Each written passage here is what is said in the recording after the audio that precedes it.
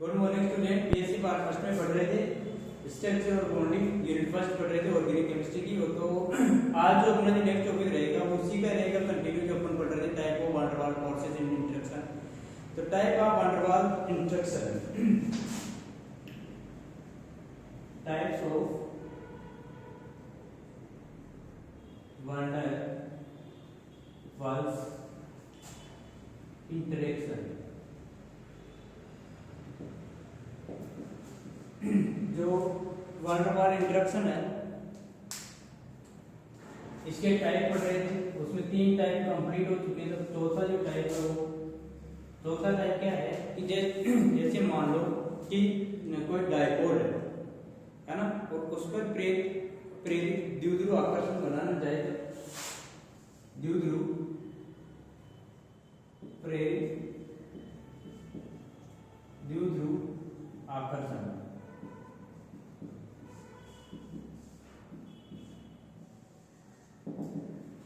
होता क्या है कि जब किसी कोई भी जो अध्रुवीय अणु है वो किसी ध्रुवीय अणु के संपर्क में लाया जाता है तो अध्रुवीय अणु भी क्या हो जाता है, पोलर हो जाता है।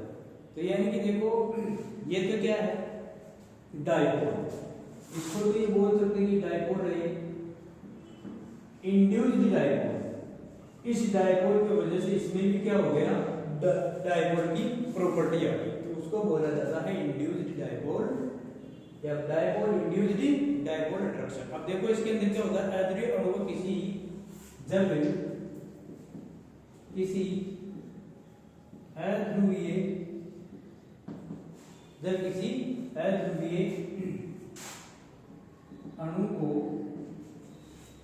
अध्रुवीय अणु को किसी ध्रुवीय अणु के संपर्क में लाया जाता है किसी, और ये यूं कर सकते हैं कि जो अध्रुवीय अणु है वो पोलर के कांटेक्ट में आ जाएगा, और पोलर के कांटेक्ट में आ जाएगा तो वो भी क्या हो जाएगा, धीरे धीरे अध्रुवीय को भी क्या बना देगा, ध्रुवित कर देता है। अध्रुवीय अणु किसी ध्रुवीय अणु के संपर्क में लाने से अध्रुवीय अणु भी क्या हो जाता है, ध्रुवीय हो जाता है।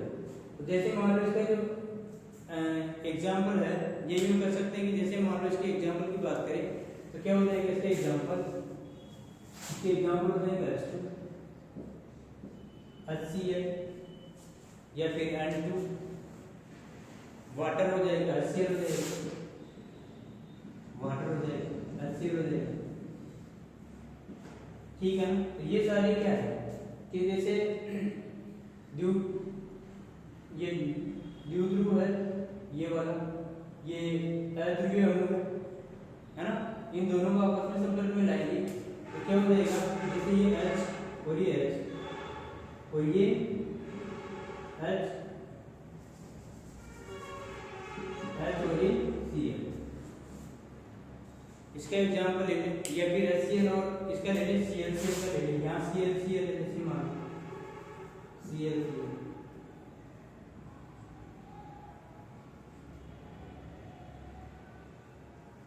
ये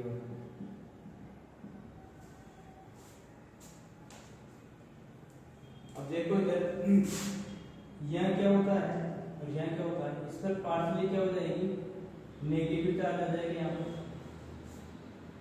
नेगेटिव चार्ज आ जाएगी इसके ऊपर। और जैसे मान लो इसमें नेगेटिव चार्ज आएगा, जैसे मैं इसकी संरचनात्मक तरीके से लिखूं इधर Cl और ये Cl और ये HCl। अब देखो ये इलेक्ट्रॉन इधर की जगह तो डेल्टा नेगेटिव हो जाएगा, इसमें डेल्टा पॉजिटिव हो जाएगा। अब यहाँ भी ये लोन पेयर है इलेक्ट्रॉन्स, इन इलेक्ट्रॉनों के बीच में रिपल्सन होगा, तो ये इलेक्ट्रॉन थोड़ी इधर नेगेटिव चार्ज इसको इधर देता मारेगी, तो यहाँ क्या बन जाती है, पॉजिटिव पोल बन जाता है। तो पॉजिटिव नेगेटिव के बीच में क्या लगने लग जाता है, अट्रैक्शन लगने लगता है। ये जो होता है ये बल, यही जो बल कहलाता है द्विध्रुव प्रेरित द्विध्रुव आकर्षण बल कहलाता है। यही हो सकते हैं कि जैसे मान लो कोई नॉन पोलर अध्रुवीय, मैं लैंग्वेज में नहीं लिखा है इसको ऐसे समझ लो आप, अध्रुवीय है ये, और इसकी किसके साथ बिठा रहे हैं इसको, अध्रुवीय के साथ इसको कर रहे हैं। तो अब अध्रुवीय के साथ में करेंगे तो इसमें क्या आ जाता है, पोलर की प्रॉपर्टी आ जाती है, क्या हो जाता है, ध्रुवीय हो जाता है। क्या हो जाता है, ये ध्रुवीय हो जाता है। और ध्रुवीय होने के साथ साथ में जो ये नेगेटिव पोल है, ये इस ओर हो, ये होते हैं प्रेरित द्विध्रुव। ये अध्रुवीय है H2 HCl2, अध्रुवीय है। अब ये भी क्या है, इस तरीके से जो नेगेटिव चार्ज आएगा इसको सेपरेट करेगा, इसके इलेक्ट्रॉनों को सोर्स शिफ्ट करेगा, तो इस पर थोड़ा सा पार्शियली पॉजिटिव आ जाता है, थोड़ा सा इसके बीच में नेगेटिव, तो इसमें तो बहुत ज़्यादा नेगेटिव है और इसमें थोड़ा सा पॉजिटिव आ जाता है। इसकी वजह से क्या होता है, ये इंड्यूस्ड हो जाता है, यानी कि प्रेरित हो जाता है। इंड्यूस्ड प्रेरित होने के साथ में डाइपोल बन जाती है, ये दोनों डाइपोल। तो इसको क्या बोला जाता है, dipole induced. Dipole induced dipole attraction. Induced यानी कि तो डाइपोल का पहले ये द्विध्रुव है, ये द्विध्रुव, ये है अध्रुवीय। इन दोनों के बीच में क्या बन जाएगी, इंड्यूस्ड डाइपोल पोल बन जाएगी। तो आप इसको इस तरीके से डिनोट कर लो कि किसी भी अध्रुवीय के पास में लाया जाता है तो ध्रुवीय, वो जो अध्रुवीय अणु है उनमें एक प्रेरित द्विध्रुव आघूर्ण उत्पन्न हो जाता है, और प्रेरित द्विध्रुव आघूर्ण उत्पन्न होने के साथ साथ में उनमें आकर्षण भी हो जाता है। इसीलिए इसको बोला जाता है इंड्यूस्ड डाइपोल अट्रैक्शन। एक बार इसको आप डिनोट कर लो।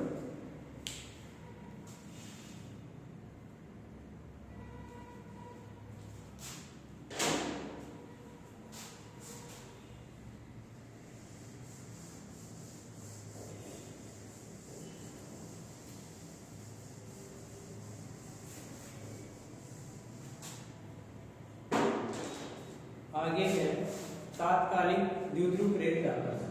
5वें नंबर का है इंटेंस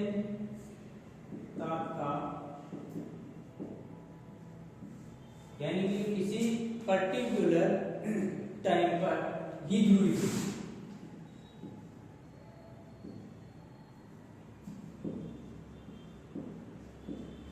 तात्कालिक द्विध्रुव प्रेरित आकर्षण।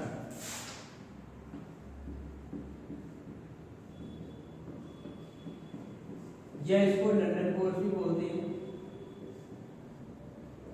या इसको डिस्पर्सन या प्रकीर्णन भी बोलते हैं। डिस्पर्सन फोर्स लंदन नामक वैज्ञानिक ने दिया था, इसलिए इसका नाम क्या है, लंदन फोर्स। लगभग 1930 में दिया था।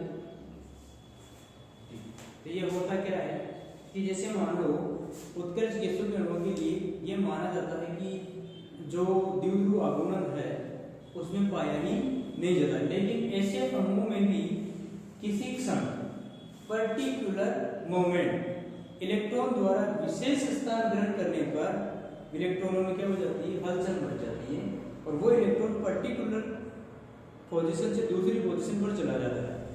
उस तंत्र में आवेश असंतुलन हो जाता है, आवेश अनबैलेंस हो जाता है, और आवेश अनबैलेंस होने के साथ साथ में जिसके कारण एक द्विध्रुव या डायपोल क्रिएट हो जाती है, और उस डायपोल के पास या यूं कह सकते हैं जो पास के अणु परमाणु को भी द्विध्रुव बना देता है। तो इसको क्या बोला जाता है, अतः दोनों में एक आकर्षण क्या हो जाता है, उत्पन्न हो जाता है, जिसे लंदन बल या डिस्पर्सन फोर्स या प्रकीर्णन बल कहा जाता है। तो उत्कर्ष गैसों के अणुओं के लिए ये माना जाता है कि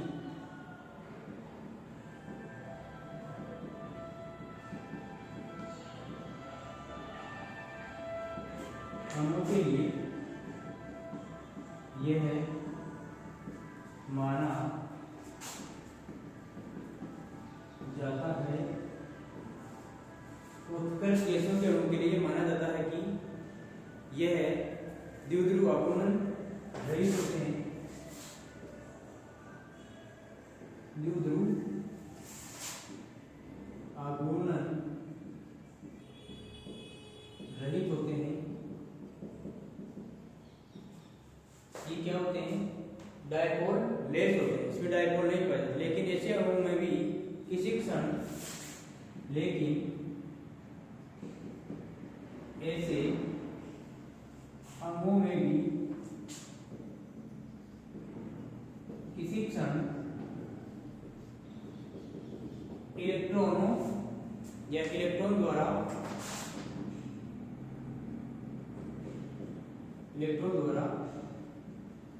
विशेष स्थान ग्रहण, इलेक्ट्रॉनों द्वारा विशेष स्थान ग्रहण करने के कारण, ग्रहण कर लेने के कारण, विशेष स्थान ग्रहण कर लेने के कारण तंत्र में आवेश असंतुलित हो जाता है। तंत्र का आवेश असंतुलित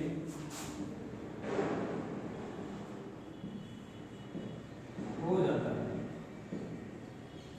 सिस्टम जो होता है उसका जो इलेक्ट्रॉन या यूं कह सकते हैं कि जो आवेश है ये असंतुलित हो जाता है, जिसके कारण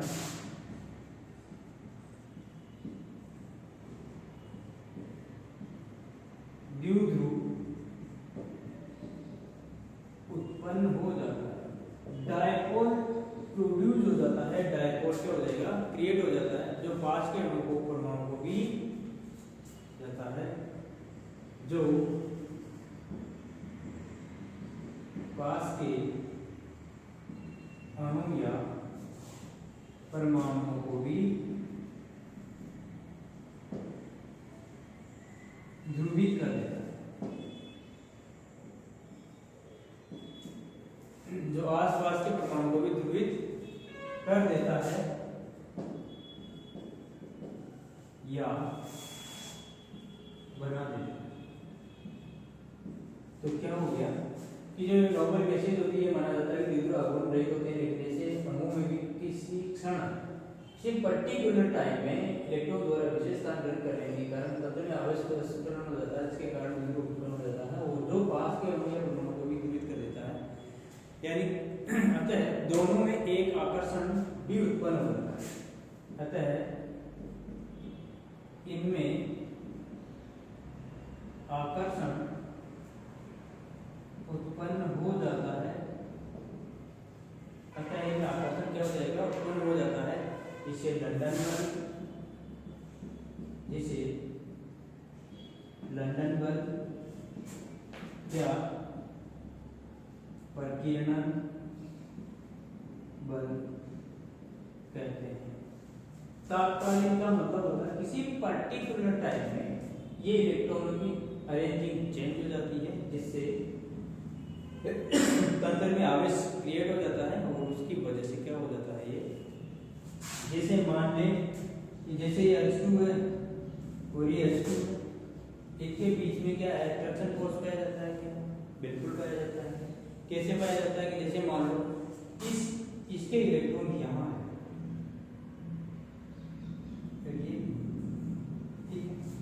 इलेक्ट्रॉनों की मूविंग हो रही है इंस्टेंट टाइम पर, इंस्टेंट डायपोल, इसको बोलते हैं इंस्टेंट डायपोल। एक निश्चित मतलब कि पर्टिकुलर टाइम पर इंस्टेंट डायपोल क्रिएट हुआ है, इसकी वजह से इसके अंदर भी इलेक्ट्रॉन इधर कैसे दो इलेक्ट्रॉन,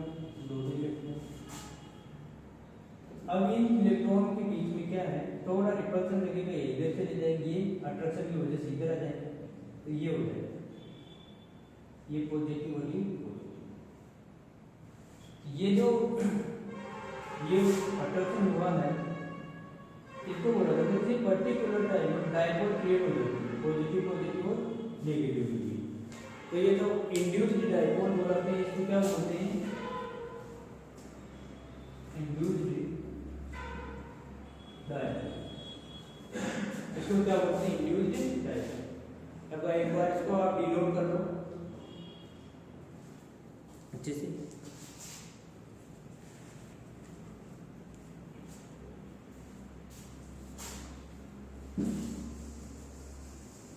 तो ये तो हो गई बात type of van der Waals interaction.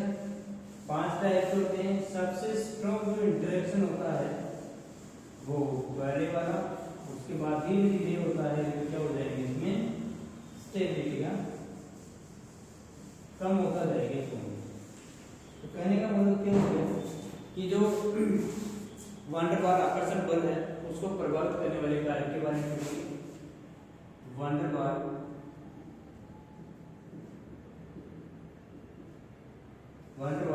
बलों को प्रभावित करने वाले कारक।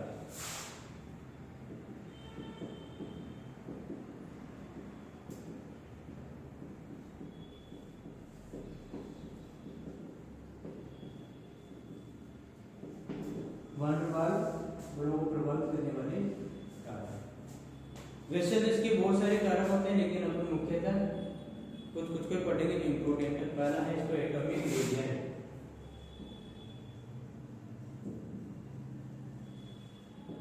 परमाणु त्रिज्या या परमाणुीय त्रिज्या। अब परमाणु त्रिज्या क्या?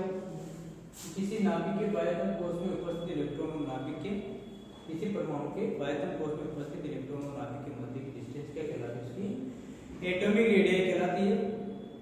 परमाणु त्रिज्या बढ़ने के साथ साथ परमाणुीय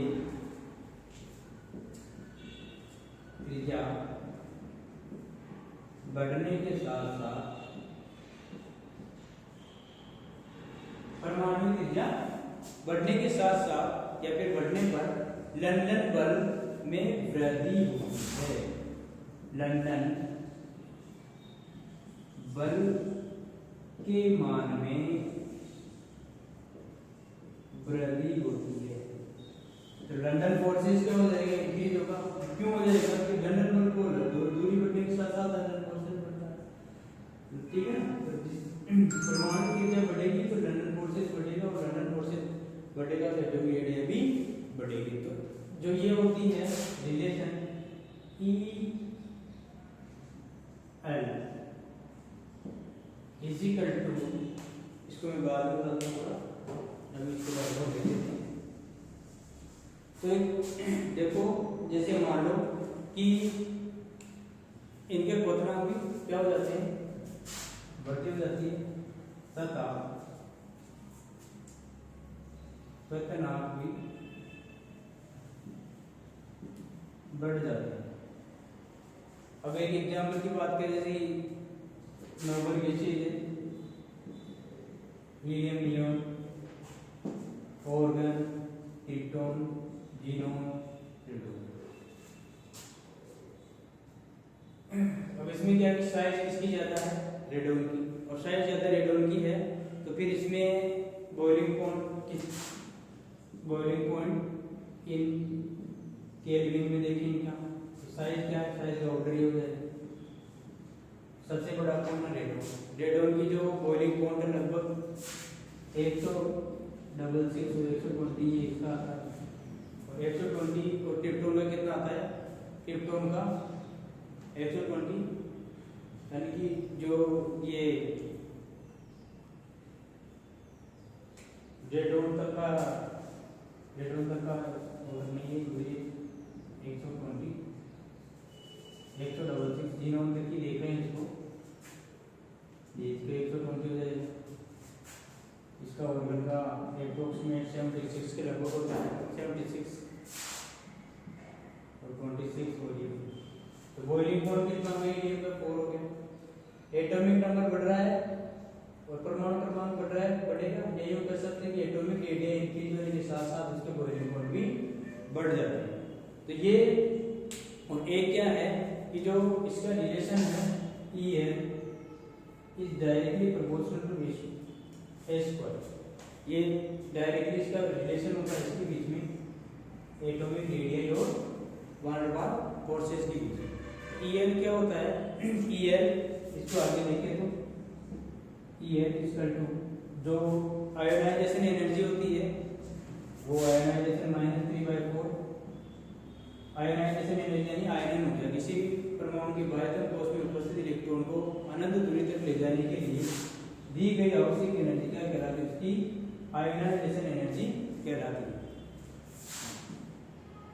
ये रिलेशन होता है इसकी रेडियस और इसके बॉइलिंग पॉइंट के अंदर। यह क्या है? आंतरिक ऊर्जा है ये, इंटरनल एनर्जी। यही हम कह सकते हैं कि लंदन डिस्प्रेशन एनर्जी, जिसको क्या बोलते हैं?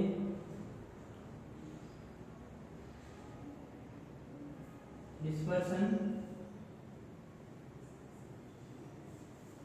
एनर्जी, ऊर्जा, ये लंदन डिस्पर्सन एनर्जी। और दूसरे में क्या है कि जो ये इसको डिनोट कर लो,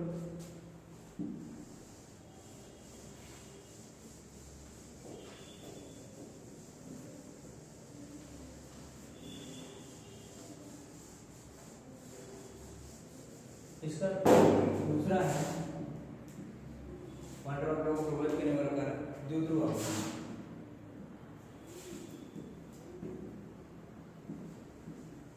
द्विध्रुव आघूर्ण, इसमें क्या होता है कि द्विध्रुव आघूर्ण का मान बढ़ने से अणुओं में क्या हो जाता है, वन डबल फोर्सेस भी क्या हो जाता है, बढ़ जाता है, क्योंकि उनके क्वथनांक भी बढ़ जाते हैं।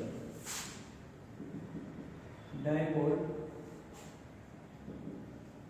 आघूर्ण बढ़ेगा, क्वथनांक भी बढ़ेगा, और जब क्वथनांक बढ़ जाएगा तो वन डबल फोर्सेस भी क्या हो जाएंगे, वन डबल बल भी क्या हो जाएंगे, बढ़ जाएंगे। वन डबल बल बढ़ेंगे क्योंकि डायपोल आघूर्ण बढ़ने के साथ साथ में जैसे मान लो कि ये ऑर्गन है, ये कार्बोनिल है या कोबाल्ट है या HCl और वाटर है, इनका जो डायपोल देखा जाए, डायपोल इसका 0 होता है, इसको 0.17 होता है, और यहाँ इसके जो बॉइलिंग पॉइंट देखें, बॉइलिंग पॉइंट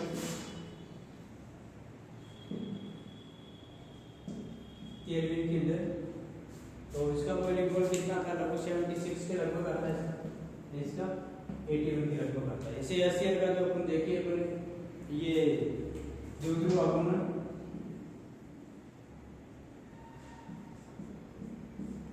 तो इसका कितना आ जाएगा, 1.087 आ जाएगा, ये निकालेंगे क्योंकि का मान से अलग से, और इसका क्या आ जाएगा 1.97 के लगभग आता है, इसका 1.97, इसके क्या हो जाएगा 1.87 वाट।